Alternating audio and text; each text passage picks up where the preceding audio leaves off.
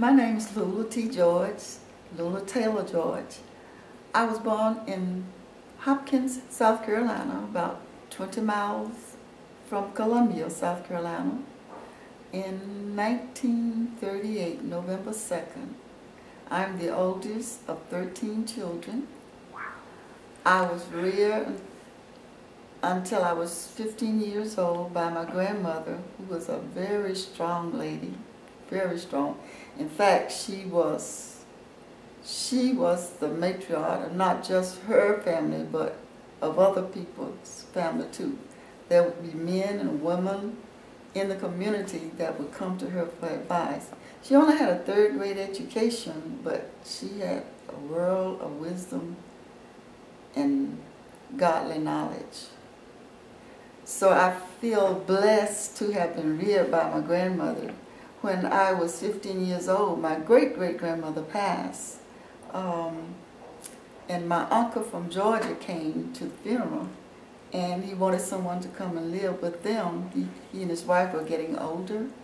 And so my grandmother agreed to let me come and live with them.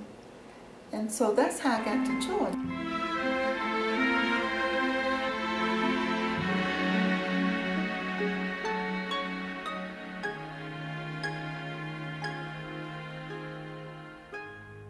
The first encounter I actually had was walking from school, and the white kids passing on the bus, throwing papers and spitting, doing things like that. Oh my goodness. Now, once you arrived in Albany, Georgia, what do you remember about the town? Well, I lived in Bakerton, which is a short distance from Albany.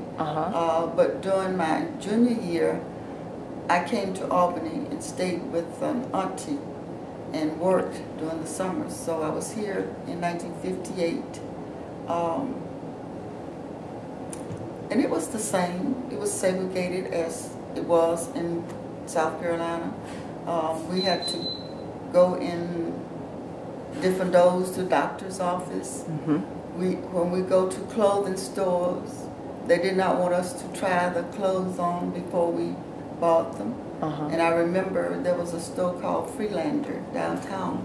I had gone down and I needed a bra. And there was this white lady, and I guess you might say, you know, color didn't matter too much with her, or she didn't know. She might have been a new employee.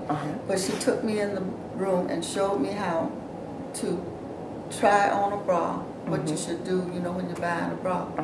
And I bought the bra, but when I got out, I guess it must have been the owner of the store. She reprimanded the salesperson for letting me try the bra on. So that was another incident of blatant segregation.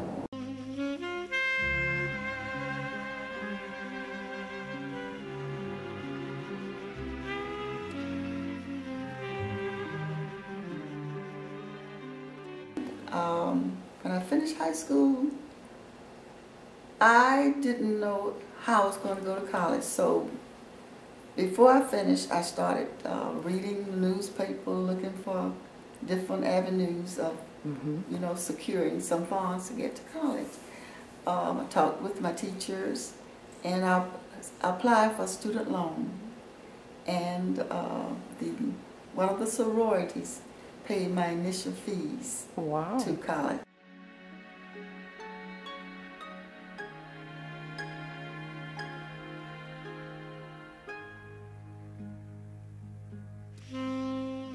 Because I always wanted to be a part of anything that was good. And I knew that I did not want my children to come up facing the same thing that I had faced. And it was hard getting involved because 1961, I came to school in 59, got married in 59. My husband went to Germany, so when our first baby was born, I was here alone with the baby except for his mother and his family. So I didn't get involved in the first when students first started going to jail. But I could not stand not being a part. I would attend the meetings after school. We would attend at Mount Zion Baptist Church and Shiloh Baptist Church. I would attend those meetings where my mother-in-law would keep the baby. And I just could not stand the idea of not being a part of it. I wanted my children, when they grew up, to know that I did something positive so they would not have to face the same things I had faced. Okay. So in 1961, our first baby was born in March 25th, 1961. And she was part of our lives for 47 years. She passed 2 years ago, June 6th. Wow. But one afternoon, I went to the meeting and left the baby with my mother-in-law. And I couldn't resist the temptation of not getting involved. So I marched with the rest of the students. Wow. And ended up in Lee County in jail. Oh my. So what was your reaction? Here you are with this family, little baby, husband gone, and you find yourself behind bars. And I've seen pictures of what the prison looked like in Leesburg, and describe it to me. It was not a good. Wow. It's something you want to forget, really. The building was cold. We were packed in like sardines in a can. The food was nasty. Oh, wow. And I experienced a student that was an addict, a drug addict. So we just had a whole lot of things to deal with. But I was a Girl Scout, so I had been a Girl Scout. So I remember, always be prepared. So I would have things in my purse like Excedrin and different stuff, and when people needed something to take, even in the prison, I would go in my purse. Wow. And share what I had. So I was sort of like a little nurse there in the prison. That is very interesting. Now, next question. There's a lot of talk about Pritchard, Laurie Pritchard. What impression do you have of him when you guys were arrested? Were you taken to Freedom Alley? And yes, okay. All of us were. And what from that alley, what all took place? What transpired, if we could rewind back a little bit? If I can remember, when we went in, we had to go in the building one by one to be booked. We were in lines, like a group of cows being hung. And I've always been a brave person. I'm not afraid of anything or anybody. I'm really not. The reason I can say that is because from a child, I've learned to love the Lord. I learned about Jesus Christ, and I learned to love Him. And so I figure, if I die, I'm going to a better place. So I really wasn't afraid. So I faced the policemen. They would call people, there was a person named Henry Cohen, whom I liked a lot. She was a family friend. And when she told them her name, they kept calling her Henry. So I said, she is not Henry. She told you her name is Henry. And I guess I was one of the smallest person, but as I say, I'm not afraid of people. And so... What was their reaction when you reared up? Just kind of looked at me like I was crazy. Wow. And kept on calling her Henry. But I guess that was my grandmother too, because my grandmother used to stand up to white people. If they would call her uncle, aunt, she would call them uncle. So that was part of my grandmother. Now, and after they got our names, then they took us and they put some in one of the trucks or whatever they were carrying us in. All I know, we just, hauled us in, and we didn't know where we were going. Some went to Camilla, some went to Leesburg and different places. Okay, now, let me take you back for a moment before the arrest. The march, which one were you involved in? Because I know there was more than one. There was one in particular where the students were to meet under the flagpole. Were you involved in that one where it ended? There were no arrests, but it ended at the Union Baptist Church here. Well, I had followed some of them, you know, like if we were at school in the afternoon. I had gone to some that we had not been arrested, but this particular time we had left the church, Mount Zion Church, and marched downtown in the afternoon. And that's when we were arrested. It was in December 16, 1961. Now, was this the one for Blanton Hall and Miss Gober, who had been jailed in support of them, or was this for a different this was one issue? Where, if I remember correctly, this was one where we were following Dr. King. Ah, okay.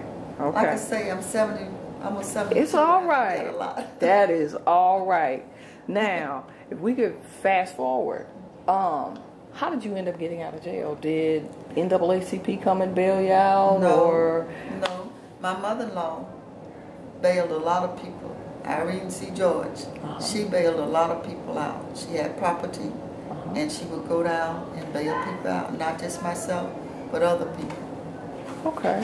Now, after this particular arrest, was it then that the students began getting notices about being suspended? Or Right. Okay, because I was wondering, did you participate in another one after this one?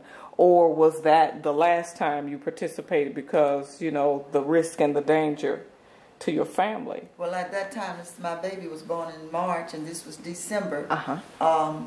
So I did continually go to meetings and do whatever I could do, but I did not go to jail again. Shortly after we got out of jail, we got the notice that we had been expelled from Albany State. Wow. Of course, it did not keep me from graduating with my class because I had been proactive. What I had done, I had gone to summer school, 2 summers, and I was out of a quarter with my baby, but because I had been proactive, I had all of my time in that I needed, so that 1 quarter being expelled didn't matter with me. Okay, so you just I know they made people reapply, so you reapplied and came back that next quarter.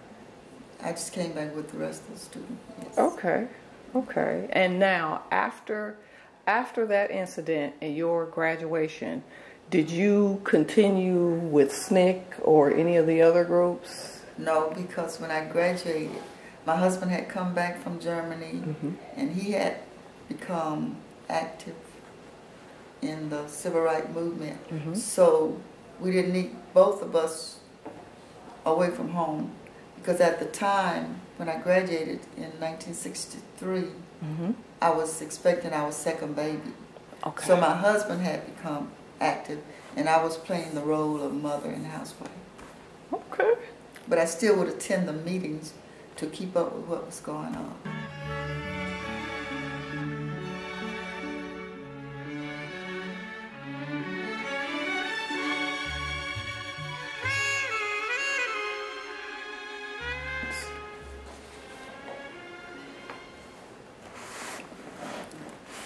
I want them to know that anything worth having is worth fighting for. Anything worth having is worth fighting for. And if I had to go to jail again today, for my children, my grandchildren, to have the same privilege, that God-given right that any other person had, I would do it. And I believe that most of the students would say the same thing.